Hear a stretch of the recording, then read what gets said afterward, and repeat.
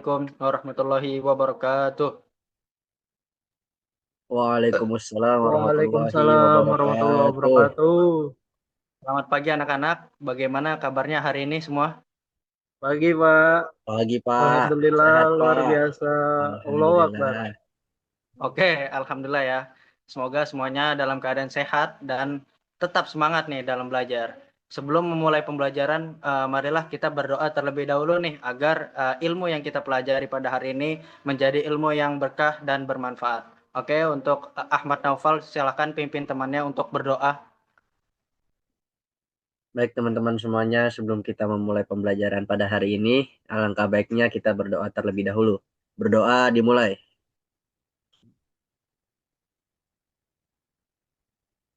Berdoa selesai.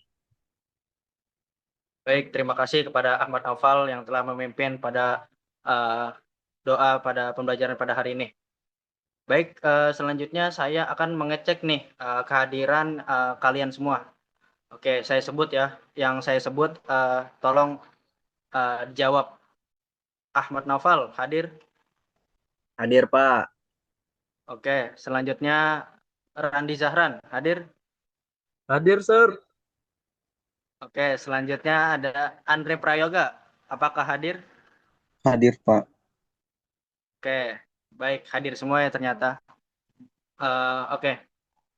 Anak-anak, sebelum kita memulai pembelajaran pada hari ini, Bapak mau mengingatkan kepada kalian kembali materi yang telah kita pelajari pada pertemuan sebelumnya, yaitu tentang hakikat mencintai Allah Subhanahu wa taala, khauf, roja dan tawakal kepadanya.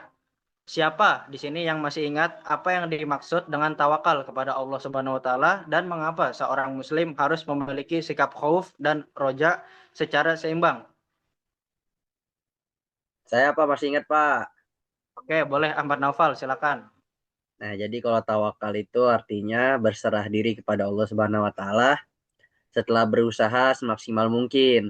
Sedangkan khauf adalah rasa takut kepada Allah sehingga kita menjauhi larangannya. Dan juga roja adalah berharap rahmat dan ampunan Allah sehingga kita terus semangat berbuat baik. Itu sih Pak, kalau yang saya masih paham. Oke, Masya Allah ya jawaban dari Ahmad Naufal ini. Jadi jawaban dari Naufal ini benar ya, sikap mencintai Allah, khauf, roja, dan tawakal. Bukan hanya diyakini nih dalam hati, tetapi juga harus tercermin dalam perilaku kita sehari-hari. Orang yang benar-benar mencintai Allah akan berusaha meninggalkan akhlak mazmumah atau akhlak tercela dan membiasakan akhlak memudah atau akhlak terpuji. Nah, itulah materi yang akan kita pelajari nih pada pertemuan hari ini, yaitu menghindari akhlak mazmumah dan membiasakan akhlak mahmudah agar hidup nyaman dan berkah. Oke, boleh next.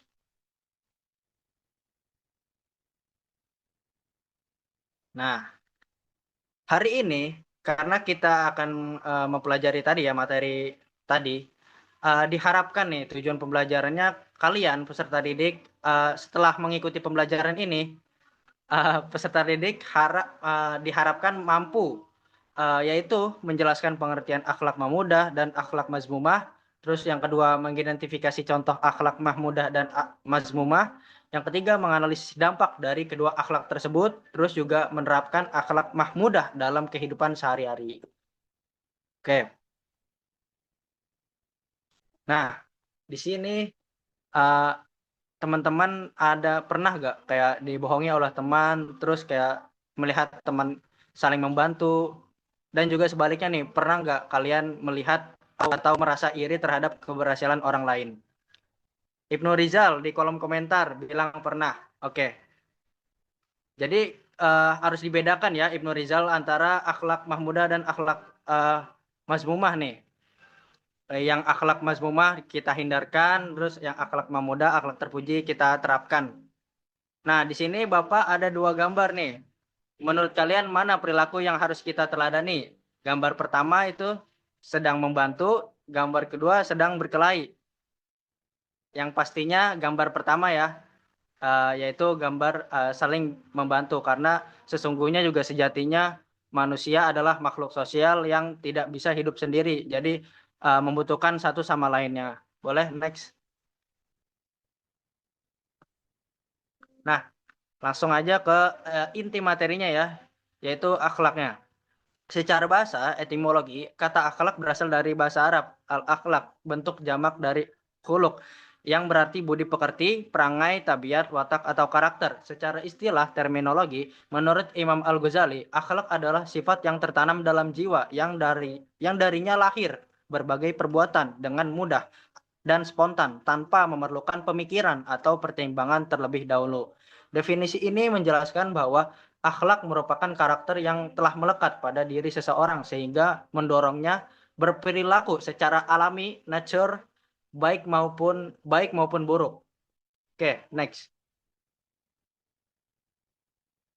Nah, di dalam akhlak, di dalam Islam diajarkan itu akhlak terbagi menjadi dua nih, anak-anak. Yang pertama ada akhlak mahmudah dan akhlak mazmumah.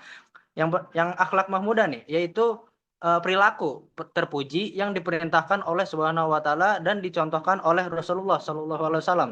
Contohnya adalah jujur, amanah, sabar, rendah hati dan tolong menolong. Dampak dari kita menerapkan akhlak mahmudah adalah yaitu bisa dipercaya orang lain, terus juga disukai teman, terus juga mendapat pahala dan juga hidup kita menjadi tenang. Dan akhlak satunya nih, yaitu akhlak mazmumah. Kalau akhlak mazmumah adalah perilaku tercela yang dilarang oleh Allah Subhanahu wa taala. Contohnya kayak bohong, ghibah, iri hati, sombong dan fitnah. Dampaknya ketika kita melakukan akhlak mazmumah nih, itu kita bisa dijauhi oleh teman kita, terus juga menimbulkan permusuhan, merusak persaudaraan hingga mendatangkan dosa. Oke, next. Nah, masih berkaitan dengan materi kita, kan materi kita itu menghindari akhlak mazmumah dan membiasakan akhlak mamuda ya. Saya, Bapak, mengambil satu akhlak mazmumah nih, yaitu godop.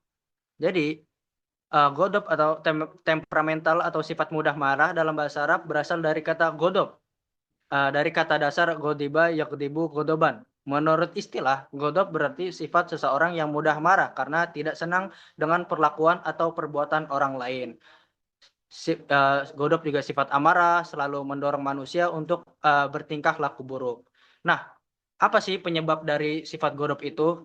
Penyebab sifat temperamental atau godop itu terbagi menjadi dua, ada dari faktor fisik dan ada dari faktor psikis.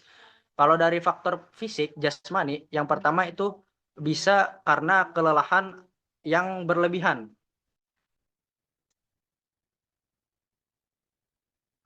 Orang yang secara fisik terlalu lelah dalam bekerja bisa saja hatinya menjadi sensitif, mudah tersinggung sehingga mudah marah. Istilahnya kalau di zaman sekarang tuh senggol bacok. Terus yang kedua, kekurangan zat-zat tertentu dalam tubuh. Jadi kurangnya zat-zat tertentu dalam tubuh, misalnya kekurangan zat asam, maka otot-otot akan menjadi tegang.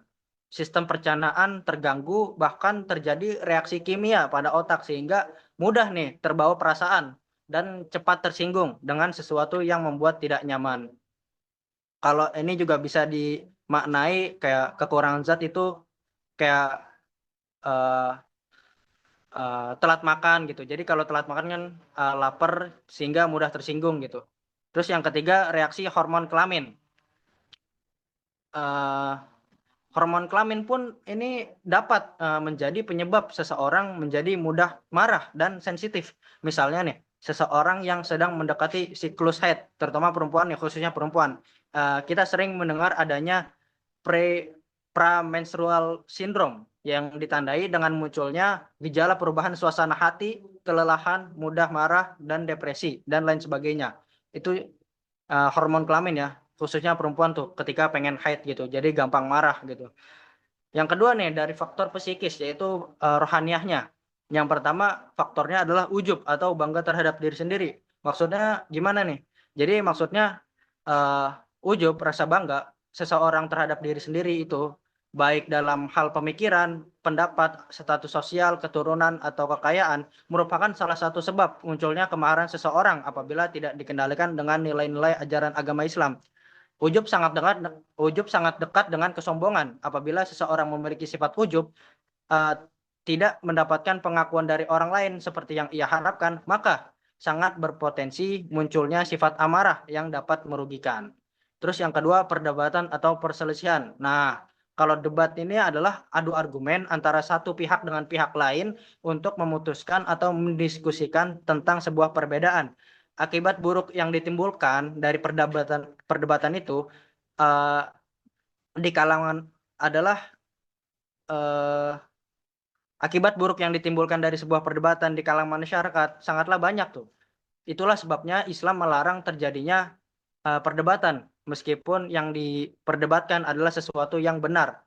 Karena jika tidak didasari dengan nilai-nilai dan ajaran Islam, perdebatan tersebut dapat menimbulkan kemarahan dan mendatangkan perselisihan. Sebagaimana sabda Rasulullah SAW dari Abi Umamah berkata, Nabi Muhammad SAW, aku akan menjamin rumah di tepi surga bagi seseorang yang meninggalkan perdebatan meskipun benar. Aku juga menjamin rumah di tengah surga bagi seseorang yang meninggalkan kedustaan meskipun bersifat gurau. Dan aku juga menjamin rumah di surga yang paling tinggi bagi seseorang yang berakhlak baik. Hadis riwayat Abu Daud. Yang ketiga adalah senda gurau yang berlebihan. Dalam kehidupan sehari-hari kita sering nih menjumpai dan mengalami kumpulan orang yang uh, sedang gemar bercanda, bersenda gurau yang terkadang melampaui batas. Seringkali nih senda gurau tersebut menggunakan perkataan yang tidak berfaedah dan bisa menyakiti hati orang lain. Khalid bin Safwan mengatakan bahwa senda gurau yang berlebihan dari seseorang bagaikan menghantam seseorang dengan batu besar, menusuk hidung dengan bau-bauan yang lebih menyengat daripada bubuk lada dan menyiram kepala seseorang dengan sesuatu yang sangat panas melebihi air yang mendidih. Tuh, itu kiasannya gitu ya dari Abu Sofwan, Khalid bin Sofwan. Lalu setelah itu ia hanya mengatakan aku hanya bergurau. Maka hal tersebut sangat berpotensi mengundang kemarahan orang lain. Terus yang keempat, ucapan keji yang tidak sopan. Ucapan yang berupa celaan, hinaan, atau umpatan, atau perkataan yang menyesakkan dada kepada orang lain adalah salah satu pemicu munculnya kemarahan seseorang. Apabila kita tidak mampu mengendalikan perkataan kita kepada orang lain, maka hal tersebut bisa saja menjadikan orang lain tersinggung, kemudian memicu terjadinya kemarahan. Terus yang kelima, sikap permusuhan kepada orang lain. Nah, seseorang yang memiliki bibit kebencian dan tidak suka kepada orang lain cenderung akan memusuhi orang lain dengan segala cara. Mau dia baik, perilakunya baik, tetap aja dia di mata dia itu salah gitu. Jadi ia akan mengolok-olok, mencari-cari kesalahannya, mengadu domba, mencaci dan mengejek orang lain dengan berbagai cara sehingga apabila orang yang diperlakukan buruk tersebut tidak ridho, sangat berpotensi untuk memicu kemarahan dan permusuhan yang tidak kunjung berhenti di antara mereka.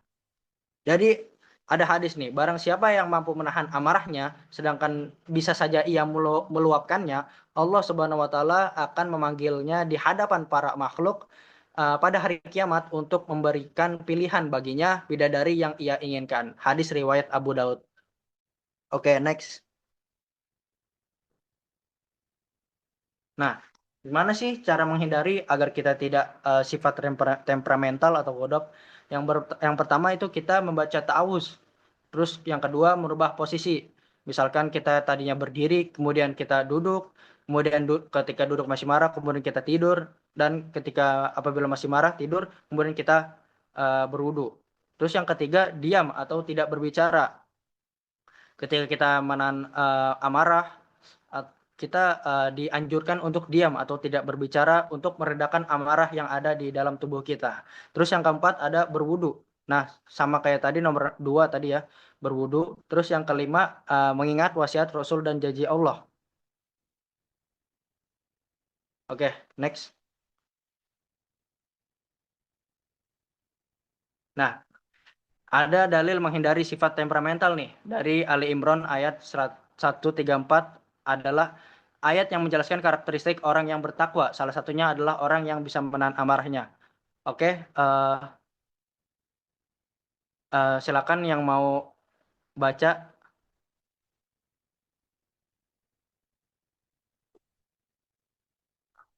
Oke, nggak ada ya? Oke, saya baca sendiri saja. Uh, A'udzubillahi minasyaitonirrajim. Bismillahirrahmanirrahim. Alladzina yunfikuna fis-sarra'i wad-dharra'i wal kudhiminal ghaidha wal afina 'anil nasi wallahu yuhibbul muhsinin.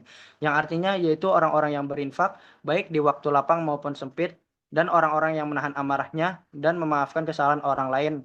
Allah mencintai orang yang berbuat kebaikan.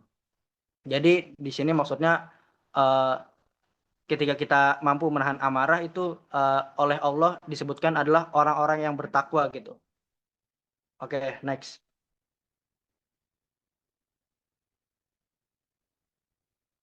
Nah, sebelum kita menutup pembelajaran pada hari ini, saya akan membagikan studi kasus nih kepada dua kelompok.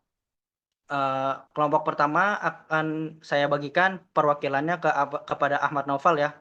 Saya sudah bagikan studi kasusnya. Terus kelompok kedua akan diwakilkan oleh Andre Prayoga. Sudah saya bagikan ya, Andre. Silakan didiskusikan oleh temannya. Kemudian 2 menit lagi dipresentasikan. Baik Pak, siap.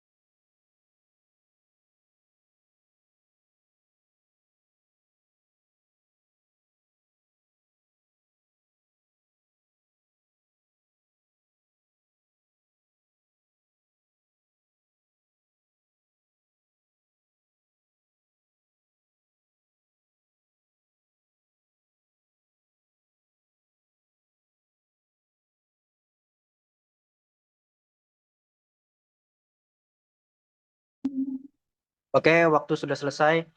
Silakan untuk kelompok satu Ahmad Naufal untuk mempresentasikan hasil diskusinya ya. Oke, sebelum itu saya akan membacakan terlebih dahulu nih studi kasusnya. Jadi studi kasus yang pertama, Raffi melihat temannya lupa membawa uang untuk makan siang. Tanpa diminta, Raffi meminjamkan sebagian uang jajannya agar temannya tetap bisa makan. Pertanyaannya, akhlak apa yang ditunjukkan Raffi? Terus apa dampak dari perilaku tersebut? Dan bagaimana seharusnya kita meneladani perilaku Raffi dalam kehidupan sehari-hari? Boleh Ahmad Naufal dan kelompok satu. Baik, di sini saya akan mewakili kelompok satu ya untuk menjawab pertanyaan atau studi kasus yang Bapak Zuan berikan. Jadi untuk studi kasus ini, soal yang pertama, jawabannya yaitu, saya bacakan dulu akhlak apa yang ditunjukkan oleh Raffi. Maka jawabannya adalah akhlak mahmudah, yaitu contohnya yang ada di sini tolong menolong, peduli dan juga dermawan. Untuk pertanyaan yang kedua, apa dampak dari perilaku tersebut? Dampaknya ini dampak positif ya. Jadi dampaknya itu mempererat persaudaraan, menumbuhkan rasa peduli, menciptakan lingkungan yang harmonis, serta mendapatkan pahala dari Allah Subhanahu wa Ta'ala. Dan untuk pertanyaan yang ketiga, bagaimana seharusnya kita meneladani perilaku Raffi dalam kehidupan sehari-hari? Penerapan yang seharusnya kita lakukan adalah membiasakan membantu teman yang membutuhkan dengan ikhlas, saling peduli, dan juga tidak mengharapkan balasan. Itu mungkin Pak jawaban dari kelompok kami. Oke, terima kasih Noval. Sangat bagus ya jawabannya dari kelompok satu. Oke, eh, silakan kelompok dua, Andre Prayoga. Baik, di sini Dina merasa iri karena temannya memperoleh nilai tertinggi di kelas. Akibat rasa iri tersebut, Dina menyebarkan cerita yang tidak benar agar temannya dijauhi oleh teman-teman yang lain. Pertanyaannya yang pertama, akhlak apa yang ditunjukkan Dina? Jawabannya ialah akhlak mazmumah, yaitu iri dengki dan fitnah atau gibah. Pertanyaan kedua, apa dampak dari perilaku tersebut? Dampaknya yaitu merusak persahabatan, menimbulkan permusuhan, menyakiti perasaan orang lain, menghilangkan kepercayaan, serta mendatangkan dosa kepada dirinya sendiri. Pertanyaan ketiga, bagaimana solusi agar terhindar dari sifat tersebut menurut ajaran Islam? Solusinya yaitu bersyukur atas nikmat yang dimiliki, ikut merasa senang atas keberhasilan orang lain, jaga lisan, memperbaiki diri, dan memperbanyak amal saleh. Sudah, Pak. Oke, terima kasih Andre Prayoga. Sangat bagus ya jawaban dari Andre Prayoga dan kelompok 2. Benar dari kata kelompok 1, yaitu kita harus tolong menolong nih, harus peka nih kepada teman sekitar kita. Terus juga dari kelompok 2 juga benar, uh, perilaku iri gini merusak persahabatan nih, maka kita harus hindari. Oke, sekarang silakan keluarkan telepon genggamnya masing-masing. Saya akan membagikan tautan key form untuk kalian semua. Kalian kerjakan dalam waktu 2 menit ya, silakan. Baik, Pak.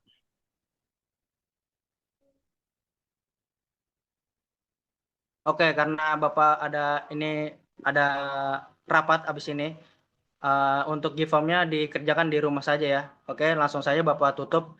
Jadi sebelum kita akhir pembelajaran pada hari ini, ada yang mau menyimpulkan materi hari ini?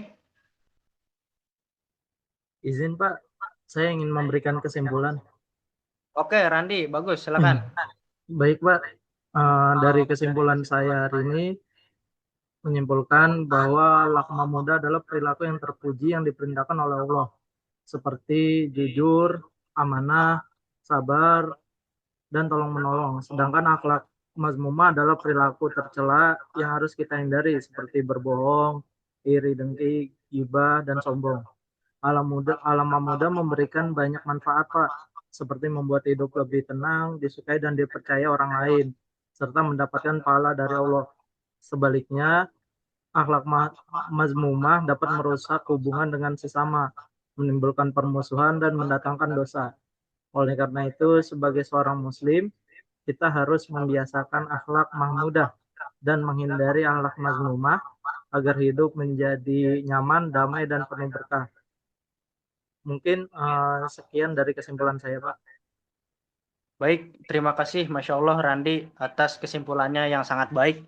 Jadi harapan Bapak setelah pembelajaran hari ini, kalian nih tidak hanya memahami materinya saja, tetapi juga mampu menerapkannya dalam kehidupan sehari-hari nih, baik di rumah, di sekolah, maupun di lingkungan masyarakat. Mari kita tutup pembelajaran pada hari ini dengan membaca hamdalah bersama. Alhamdulillahirabbil alamin. Terima kasih anak-anak atas perhatian dan partisipasi kalian. Wassalamualaikum warahmatullahi wabarakatuh. Waalaikumsalam warahmatullahi wabarakatuh. Terima kasih, Pak. Ya, sama-sama.